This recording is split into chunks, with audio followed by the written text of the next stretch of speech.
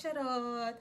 Ngayon, magluluto ako ng chicken wings, fried chicken na iluluto ko sa air fryer. Ito yung ating ingredients. Chicken wings lang, pero itong chicken wings, nilagyan ko na siya ng asin at paminta. And then, sa isang bowl naman, meron ako ditong itlog. At lalagyan ko siya ng milk. Yan. At atin lang itong batiin. Milk and egg. Yan. Use a milk and egg mixture. Then, after natin paghaluin ang milk and egg, sa isang plate naman, meron tayong,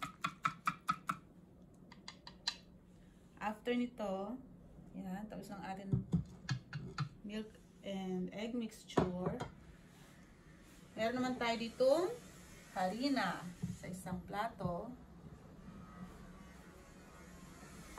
At, lagyan lang natin to ng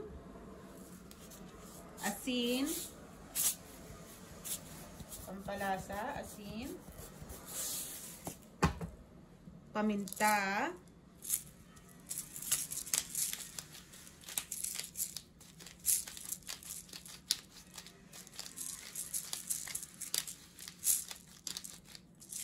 at paprika. Kung wala kang paprika, okay lang yan. Kung ano lang meron sa inyo. Yan. Kasi maganda rin yan. Parang yung fried chicken, kumukulay-kulay din. And then, after nyan, yan, halu-haluin lang natin yung mixture natin.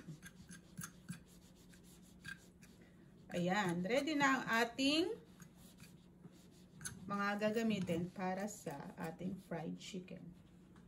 So, yung una nating bowl na may fried chicken, ito, yan, kuha tayo ng chicken, and then, ready natin itong milk and egg mixture, then, lagay lang natin dito, sa ating milk and egg mixture.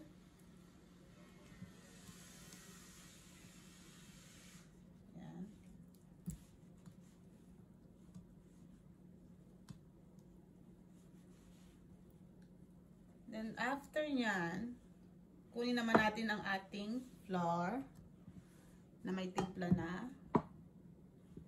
Then, dito natin ilagay ang ating chicken wings na sinawsaw na natin sa egg and milk mixture. Ganyan lang. Yan, then repeat the process, guys, hanggang maubos yung ating chicken wings. Yan. Ganyan lang. Ready na siya ilagay sa air fryer.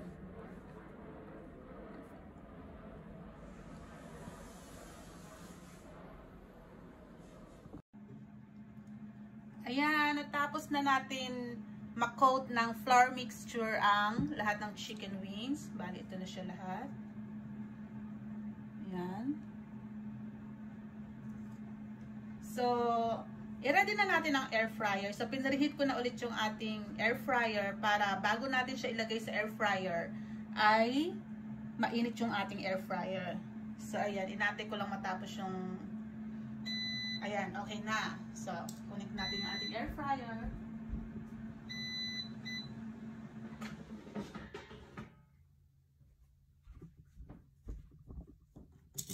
Ito ang ating air fryer na pinreheat natin. So, pwede na natin ilagay ang ating chicken wings. So, yan. Lagyan natin ang ating chicken wings.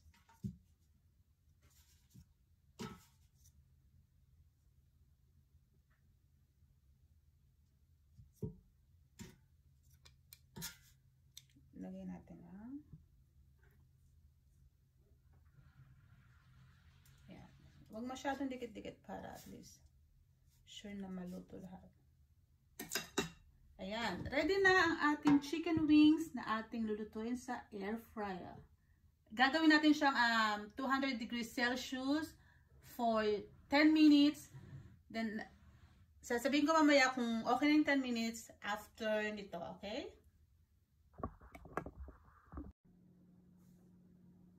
Hello mga kacharot! Ayan, luto na ang ating fried chicken na niluto ko sa air fryer. Yan. Check natin mga kacharot. Ayan. Okay pala pag mag-fried chicken tayo sa air fryer. Hindi siya makalat, walang talamsik na mantika, and crunchy to. Tingnan nyo, crunchy. Diba? So, bali niluto ko siya ng una 10 minutes sa 200 degrees Celsius. Then, after 10 minutes, binaliktad ko yung chicken. Then, niluto ko ulit siya ng another 10 minutes. Kaya, ganito na ang kanyang kinalabasan. So, okay, try natin. Meron ako ditong bahaw. Kasi, try natin. Tikman natin, guys. May bahaw ako dito. Then, kuha tayo ng isang chicken. Let's have a taste, mga kacharot. Try natin itong isang chicken wings. And, masarap syempre kung may sausawan, mga kacharot. So, meron ako ditong sweet chili sauce. So, yan ang sausawan natin for today's video. Let's have a taste. Tingnan natin kung perfect ang pagkaluto sa air fryer kung walang dugo-dugo. Let's open. Wow, mausok-usok pa. Init. Did you see that? Usok. Oh, diba? Lutong-luto siya, guys. Wala siyang dugo-dugo. Oh, init. So, try natin. Sausaw natin sa... Tinanong ko yung buto kung talagang maganda yung pagkaluto. Yung skin, very crunchy. Okay talaga pala magluto sa air fryer ng fried chicken. Init. Kain tayo mga kacharot. Sarap. Again, yung full video ng pagkaluto ko nito sa YouTube channel ko, i-upload mga kacharot. Then bahaw.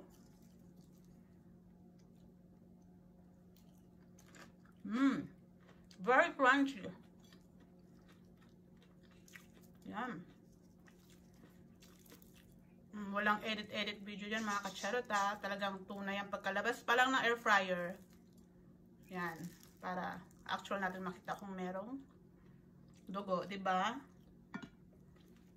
Ang sarap. Yum.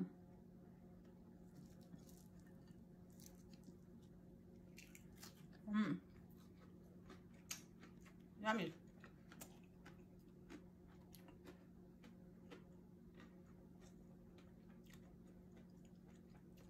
Kain tayo mga kacharot.